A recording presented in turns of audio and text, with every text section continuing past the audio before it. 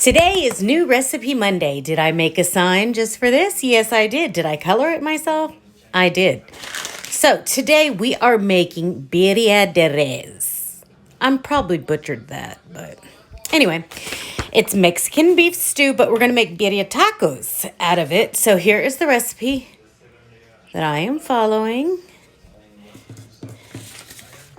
So if it turns out crappy, let's blame her and not me. So let's get started. We're going to start by slightly toasting our guajillo and ancho chilies. It says to use 2, so there's 2 anchos. And then we're going to do 5 guajillos. Now, I found these in the Mexican food section at my grocery store. So hopefully you have dried chilies in yours too.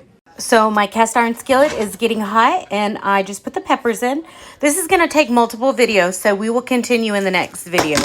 Now I'm just starting to smell my peppers, so I'm assuming they're getting toasty.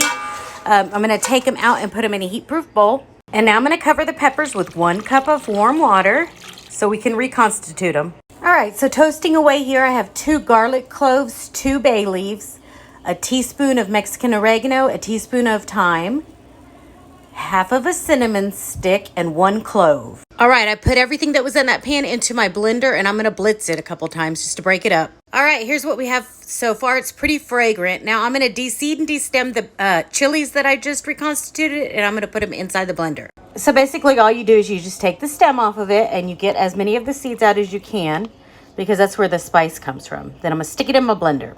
All right, I got my chilies in there, and I'm going to add 1 bouillon cube that I dissolved. That was beef bouillon. And then I'm going to strain this water that I used to do the peppers. I'll continue in the next.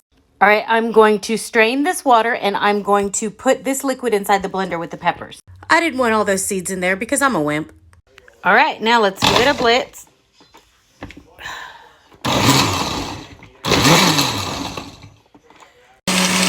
go. I'm going to let it curate for a minute because I want it to break up all those spices that I put in there.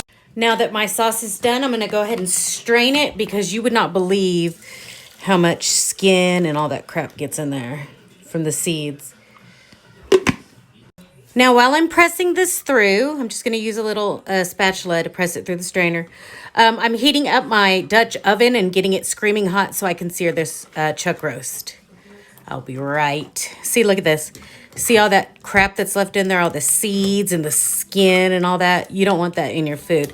So you strain it out. All right, then we have a lovely smooth sauce, and we will start the meat in the next video.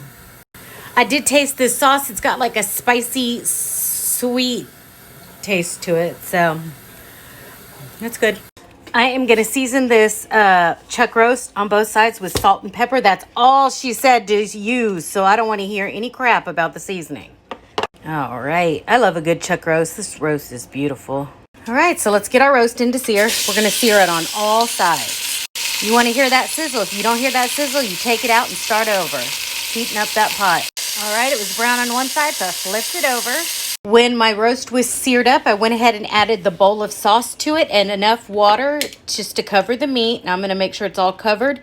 It's going in the oven at 350 for at least 3 hours. And I'll check on it and make sure that it doesn't need more liquid or whatever in it. So stay tuned. All right, so let's check this and see how it's doing. It's looking good. It smells good, but it is nowhere near close to done. It's only been in for an hour, though. Put it back in. While my meat's cooking, I'm going to go ahead and make some rice. Oh, my God, guys. It is done. It smells so dang good. I'm going to make these tacos now. I went ahead and took some meat out, and I chopped it up for the tacos. I put some of the sauce in a bowl so I can dip the tortillas before I put them on the griddle. All right, let's make these tacos. We're going to take our tortilla and dip it in the sauce. And put it on our grill. Brown it on both sides.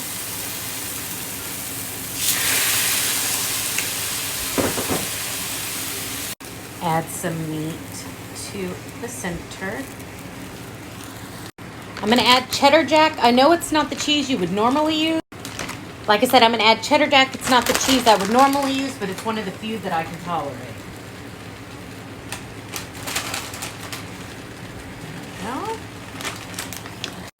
I folded them over, and then I'm going to cook them until this cheese melts and they're all toasty and yummy. All right, here we go. This one kind of tore a little bit, but I think it'll be okay. All right, the last batch is just about finished, and stay tuned for the plate up. All right, guys, here's the final plate up, and we're getting ready to try these now. All right, here we go.